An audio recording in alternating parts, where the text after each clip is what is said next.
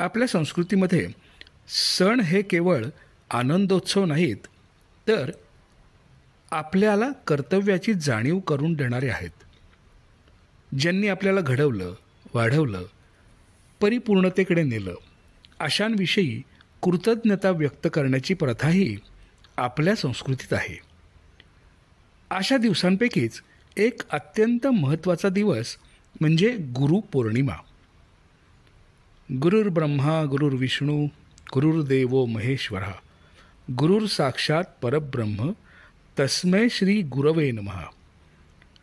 गुरु हा ब्रह्मा, गुरु हा विष्णू, गुरु हा महादेव म्हणजेच साक्षात परब्रह्मच आहे. अशा या गुरुला माझे वंदन असो. भारतीय संस्कृतीत आपल्या जीवनात गुरुचे महत्त्व किती आहे हेच हा श्लोक दर्शवतो.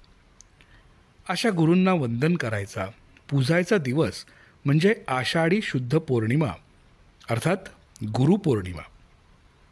हा दिवस वेदव्यासांचा जन्मदिवस म्हणूनही मानला जातो. गुरुपरंपरेतील आद्य गुरु होण्याचं भाग्य महर्षी वेदव्यासांना लाभलं.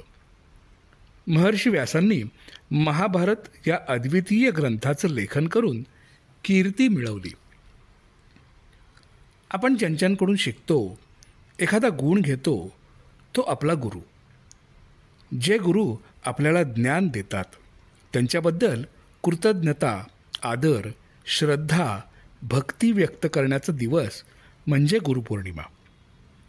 आपला सर्वांगीण विकास व्हावा या उदात्त हेतूने उच्च संस्काराचे शिक्षण देणाऱ्या श्रेष्ठ गुरूंची अंतःकरणाने पूजा करून त्यांच्याविषयी आदरभाव व्यक्त करणे हे गुरुपौर्णिमा ह्या दिवसाचे वैशिष्ट्य. या उदात्त भावनेतूनच आबासाहेब अत्रे दिनप्रशालेतील विद्यार्थ्यांनी आपल्याला ज्ञान, माहिती देणाऱ्या ग्रंथांचे, पुस्तकांचे बालसाहित्यकार इंदिरा अत्रे वाचन कक्षामध्ये पूजन केले. तसेच समाजातील मान्यवर ग्रंथप्रेमींना भेटून त्यांच्याकडून स्वहस्ताक्षरात स्वाक्षरीसह लिहून घेतलेले ग्रंथ तसेच वाचनविषयक संदेश सर्वांसमोर सादर करून यंदाची गुरुपौर्णिमा साजरी केली. अक्षरांचा मेळा, अर्थांचा सोहळा, ज्ञानाचा पुत्रा, ग्रंथराज, डोळ्यांचा अर्थ, वाचण्यात सार्थ, शब्दांचा परमार्थ, साधलेला नाही. वाचनासारखे सौख्य जगात दुसऱ्या गोष्टीत नाही. ग्रंथ वाचा म्हणजे बुद्धीचा विकास, ज्ञानाचा प्रकाश म्हणून वाचा. गीता बर्वे यांना वाटते, वाचनामुळे आपल्या जगण्यातील संदर्भांची काही वेळा अचानक उकल होते, उत्तर सापडल्यासारखे वाटते, वैचारिक प्रगल्भता, परिपक्वता वाढत जाते, अनुभव कळतात, आपले जग विस्तारल्यासारखे वाटते. ज्येष्ठ शास्त्रज्ञ डॉक्टर रघुनाथ माशेलकर आपल्या संदेशात म्हणतात, ग्रंथ हे केवळ शब्दसंपदा वाढवण्याचे साधन नसून ते ज्ञानवृद्धीचे, नवीन कल्पना निर्मितीचे, अशा आकांक्षांचे क्षितिज निर्माण करणारे साधन आहे. वाचनाचा छंद जोपासून आपले जीवन समृद्ध व परिपूर्ण करा. श्रेष्ठ साहित्यिक डॉक्टर नम जोशी म्हणतात, ग्रंथाच्या संगतीमुळे जाणीव समृद्ध आणि विस्तृत होत जातात. स्वतःमधील सुप्त गुण व अनगुणांची स्वच्छ जाणीव होते.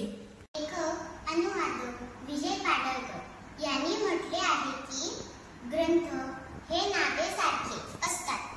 अद्याप न पाहिलेल्या सुदूरच्या अज्ञात किनाऱ्यांवर ते आपल्याला घेऊन जातात. हे किनारे कधी बाह्य जगात असतात तर कधी आपल्या मनातच. ज्येष्ठ शास्त्रज्ञ डॉक्टर विजय भटकर म्हणतात, जेव्हा मी माझ्या जीवनाचे मागे वळून अवलोकन करतो तेव्हा मला भावलेले ग्रंथच माझे खरे गुरु म्हणून माझ्या समोर येतात व माझे ग्रंथालय माझे खरे गुरुकुल म्हणून समोर येते. अभिनेते दिलीप प्रभावळकर यांनी आपल्या भावना व्यक्त करताना मला नेहमीच वाटते ग्रंथ हा तुमचा जीवाभावाचा साथीच आहे. त्याच्याशी सलगी करावी, वाचत राहावी. साहित्यकार शकुंतला फडणीस यांनी उत्तम पुस्तके म्हणजे तुमचे केवळ मित्र नसतात तर ते तुमचे मार्गदर्शक आणि गुरुही असतात. ग्रंथाच्या वाचनाने माणसाचं मनोबल वाढते. गुरु एक तुझी माझ विधाता अचल, गुरु विना सुखे सारे विश्व हे सकल, भेटला विठ्ठल माझा भेटला विठ्ठल. ज्येष्ठ गणितज्ञ डॉक्टर मंगला नारळीकर म्हणतात, ग्रंथ आपले गुरु होऊ शकतात. तसेच दुसरा एखादा ग्रंथ आपला मित्र सखा होऊ शकतो. यासाठी चांगल्या ग्रंथांशी मैत्री करावी. ती आपल्याला आयुष्यभर साथ देते.